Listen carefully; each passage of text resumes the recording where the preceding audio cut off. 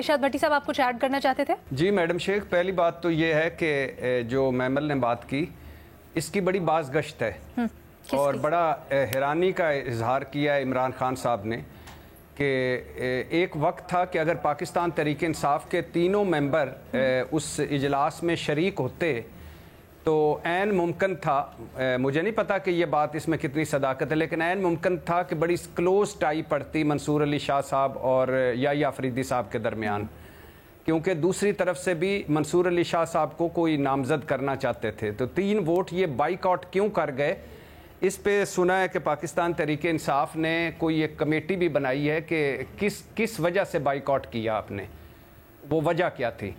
तो दूसरी बात यह है कि जो अभी मैमल ने बात की कि मंसूर अली शाह साहब फ़लाँ वजह से उनको मुतनाज़ समझा जा रहा है, ये कोई इस सियासत का या हुकूमत को या पाकिस्तान तहरीक इंसाफ को या मुस्लिम लीग नून को या पीपल्स पार्टी को ये तय नहीं करना कि कौन सा जज मुतनाज़ है और कौन सा गैर मुतनाज़ है। ये आपने बेख्तियार कर दिया सुप्रीम कोर्ट को, आपने आज़ाद अदलिया ख़त्म कर दी, मगर अब कोई खुदा का खौफ करें। आपको कोई एक फ़ैसला अगर पसंद नहीं आता तो आप कहते हैं वो मुतनाज़ जज है। क्यों भाई मुतनाज़ जज है? इसी मंसूर अली शाह साहब की तारीफ़ें कर करके नहीं थकते थे। तो मेरा ख्याल है कि ये मंसूर अली शाह साहब या कोई और जज भी अब जो आपने कर दिया है उसके बाद वो सारे जज हैं। अब आप ना मशवरा दे सकते हैं फ़लाँ ये करे फ़लाँ वो करे, ना किसी के ये कह सकते हैं कि फ़लाँ जो है उसने उस वजह से हम मुतनाज़ समझते हो। कभी किसी जज ने कहा है कि वो मुतनाज़ सियासतदान है वो उस ओहदे पर ना लगें?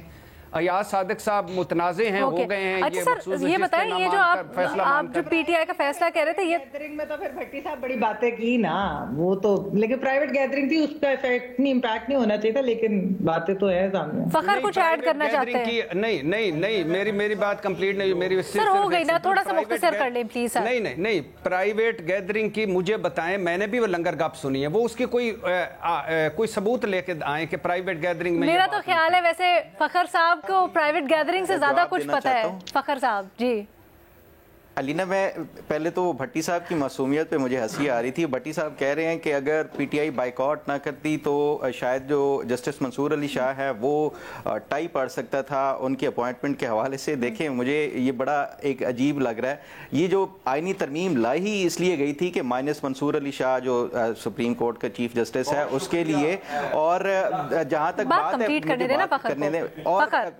और जो दूसरी बात ये कह रहे हैं कि पीटीआई, मुझे उससे भी ज्यादा मासूमियत पीटीआई के ऊपर आ रही है कि वो कमेटी बना रहे हैं इस बात को इन्वेस्टिगेट करने के लिए कि ये हमने बाइकआउट क्यों किया था। देखें, ये पहले दिन से जो है ये जस्टिस मंसूर अली शाह के हवाले से आपको याद होगा बिलावल भुट्टो जरदारी साहब ने एक बयान दिया था और उन्होंने ये कहा था कि वो नहीं समझते कि जस्टिस मंसूर अली शाह जो जजेस हैं सुप्रीम कोर्ट के अंदर उनको कंट्रोल कर सकेंगे, या इससे मिलता जुलता कोई उन्होंने बयान दिया था। तो ये सिर्फ एक रिकॉर्ड के लिए उन्होंने जो कमेटी की उसमें प्रोसीडिंग में ये नहीं किया जा सकता था, और ये पहले भी होता है कि आप जो है बिल्कुल ही मुत्तफिका तौर के ऊपर वो कर दें। तो इसलिए पीटीआई ने वो किया था उनकी जस्टिस मंसूर अली शाह का नाम वो देने के हवाले से। अदरवाइज मैं नहीं समझता, ये पता नहीं पीटीआई ने ये बचगाना एक वो की है बात की कमेटी बना के हम इसकी तहकीकात करते हैं कि हमने बाइकआउट क्यों किया था।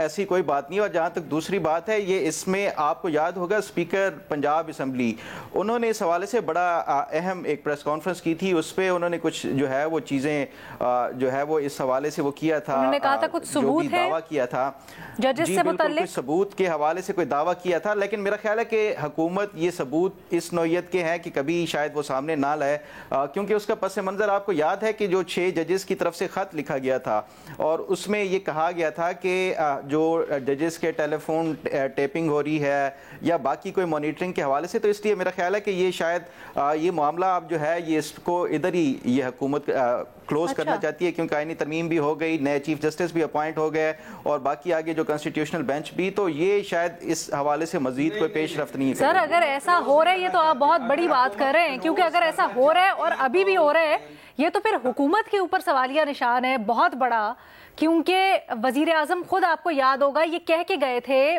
काजी फायजीसा से मीटिंग के बाद कि ऐसा कुछ नहीं हो रहा, मैं गारंटी देता हूँ। भट्टी साहब भी कुछ ऐड करना चाह रहे हैं? मैडम शेख, अगर मेरा भाई तो मुझसे भी ज़्यादा मासूम निकला कि हुकूमत के पास सबूत हैं, मगर वो उनको अचार वाले डब्बे में रख के ऊपर तेल सरसों का डालेगी ताकि इसमें से शिकारपुरी अचार निकले, और हुकूमत के पास सारा कुछ है लेकिन हुकूमत धुआं नहीं लगाना चाहती। और हुकूमत अगर ये तय कर चुकी है कि उसने सबूत नहीं देने, तो हुकूमत फिर ज़बानों को भी कंट्रोल कर ले। हुकूमत फिर कह दे कि अब बस कर दे कि फ़लाँ ना बने, फ़लाँ ये हो, फ़लाँ का से ये ना हो, फ़लाँ हो। जब आप फ़लाँ पे कहते हैं कि वो मुतनाज़े हैं, तो फिर आपको सबूत देना पड़ते हैं। आप सिविल जज को नहीं कह रहे, सिविल जज को भी नहीं कहना चाहिए, लेकिन सुप्रीम कोर्ट के सीनियर 2 जज ये तो फखर कह रहे हैं, ये फखर कह रहे हैं कि हुकूमत नहीं चाहती मजीद चीजों को बढ़ाना।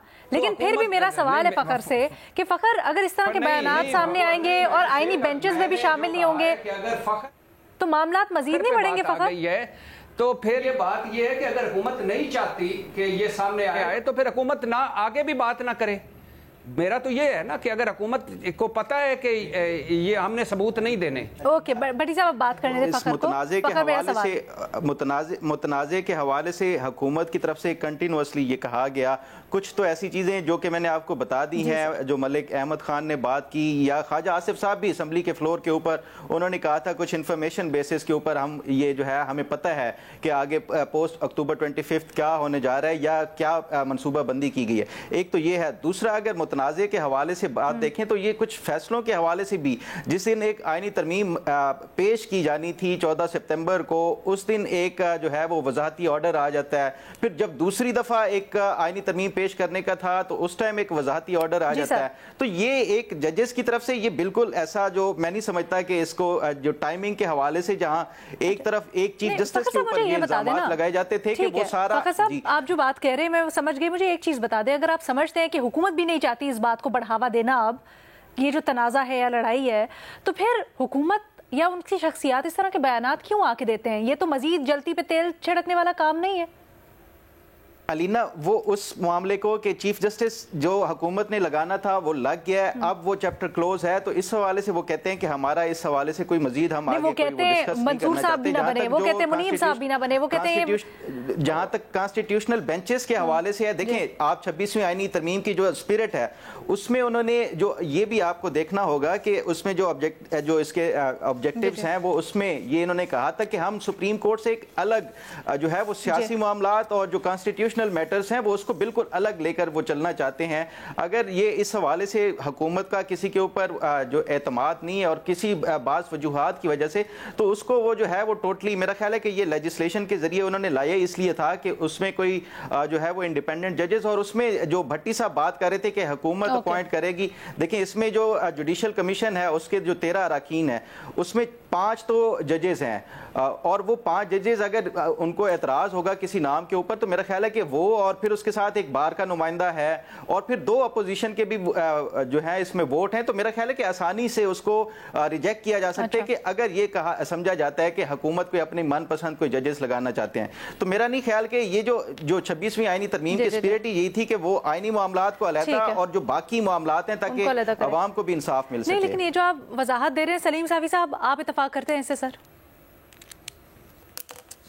अब किस लिहाज से ये नहीं सर, जैसे फखर ये कह रहे हैं ना कि हुकूमत नहीं चाहती कि मजीद बढ़ावा मिले इस बात को, और ये जो बयानात हैं ये सब कुछ चीज़ है, इससे नहीं बढ़ावा मिलेगा बिल्कुल। अब वो चैप्टर क्लोज हो गया और आगे मजीद महाजराई नहीं गुंजाइश। ये पता नहीं कि हुकूमत चाहती है या नहीं चाहती, लेकिन हुकूमत को नहीं करना चाहिए। ठीक है, और हुकूमत शूट नहीं करती। ठीक है, और भट्टी साहब अब आप बताना चाहेंगे वो जो आपने हमें पहले कहा था टीजर देंगे, लेकिन आपने बताया नहीं कि वो ऐसी क्या बात थी जो याया साहब की हुई है जस्टिस मुनीब के साथ, जस्टिस मंसूर के साथ, जिसकी वजह से बड़ी बौखलाहट है हुकूमत के अंदर? मैडम शेख 2-3 बातें हैं। पहली बात तो ये कि जैसे अमीनुद्दीन को निकाल कर मुनीब साहब को डालना, उससे पहले जस्टिस मंसूर अली शाह साहब से मुलाकात हुई जस्टिस याया अफरीदी साहब की, और कहा गया कि मिलकर सुप्रीम कोर्ट के जो भी फैसले करेंगे हम मिलकर करेंगे, आगे बढ़े मिलकर। अच्छा। और फिर उसके बाद सिवाय मंसूर अली शाह साहब के, क्योंकि वो उम्रे पर हैं, बाकी चारों जज जो काजी फाइज ईसा के रेफरेंस में शामिल नहीं हुए थे वो सारे पहुंचे हलफ। सर आपने कहा ना याया साहब की मुलाकात हुई पहले मंसूर साहब से फिर मुनीब साहब से, और उसके अंदर बड़ी कोई तहलखाखेज बातें हैं जिससे हुकूमत को कुछ मसला हो सकता है, वो क्या है? नहीं, तहल का खेज तो अल्लाह के फजल से आपने लगा लिया। मैंने कहा कि टीजर आपने ऐसे दिया था, हल्की हल्की मौसीकी पर हल्की हल्की खतरे की घंटियां बजने लग गई कि आते ही उन्होंने सबसे पहले मंसूर अली शाह साहब से मुलाकात की, फिर सारे जजेस जो इधर थे उनसे मुलाकात की, फिर उन्होंने वो सुप्रीम जुडिशल काउंसिल की कमेटी को रिविजिट किया। बात आपने कोई नहीं हमें बताई। इजलास बुलाया। महमल जी बस महमल कुछ कह रही है। कोई ऐसी बात नहीं। जस्टिस याया और जस्टिस मंसूर अली शाह बहुत पुराने फ्रेंड्स भी हैं, आपको पता है, फैमिली वाले उनके ताल्लुकात हैं। और फिर ये जिस तरीके से सारा कुछ हुआ, याया साहब तो बिल्कुल कंट्रोवर्सी में, मैंने आपको कहा, बिलीव भी नहीं करते, तो उन्होंने क्यों नहीं मिलना था एक बंदा जो वैसे उनका दोस्त भी है, फैमिली की तरह है, पार्ट, मतलब इस चीज के ऊपर कोई ऐसी बात नहीं है कि कोई वो वाली चीज हुई। हाँ, मैं एग्जैक्टली यही गेज करना चाह रही थी कि ऐसी क्या बात हुई है या क्या चीज है कि हुकूमत क्यों घबरा रही है। अगर भट्टी साहब के मुताबिक घबरा रही है तो इस तरह के कोई इशारे, अभी फखर भी कुछ ऐड करना चाहते? जस्टिस मंसूर अली शाह साहब के करीबी जराए से बात हुई थी जिस दिन ये उनकी मुलाकात हुई थी, और उस हवाले से क्योंकि मीडिया और सोशल मीडिया के ऊपर ये भी चेमा गोयां चल रही थी उस टाइम के जस्टिस मंसूर अली शाह को शायद कोई मशवरा दिया गया है कि वो मुस्तफ़ी हो जाएं। तो मैंने इस सिलसिले में ही उनके जो करीबी सोर्सेज थे उनसे पूछा और क्या कि इस तरह की कोई बात है, तो उस पर उन्होंने कहा था कि जो सोर्सेज थे कि ऐसी कोई बात नहीं हुई, ये एक कर्टसी मीटिंग थी। जस्टिस क्योंकि वो चीफ जस्टिस बने हैं तो उनको मुबारकबाद क्योंकि बाकी जजेस ने भी दी थी, और जो मुस्तफ़ी होने के हवाले से ये एक मीडिया पे खबरें चली थी वो बिल्कुल वो कहते हैं कि ऐसी कोई बात नहीं हुई थी। और तीसरा ये कि वो जारी रखेंगे, और जो सीनियरिटी के मुताबिक वो मेरा ख्याल है कि ऐसा जो भट्टी साहब एक वो तासुर दे रहे हैं उनका, क्योंकि पुराना देखें एक ये चैम्बर फेलोज भी इकट्ठे तीन जो थे, जस्टिस अतर मिनल्ला, जस्टिस याया अफरीदी और जस्टिस मंसूर अली शाह, तो मेरा नहीं ख्याल कि कोई इस तरह एक्स्ट्रा ऑर्डिनरी जो है इसमें एक जो कर्टेसी कॉल होती है, मीटिंग होती है, लेकिन जो जी जी ठीक है जी।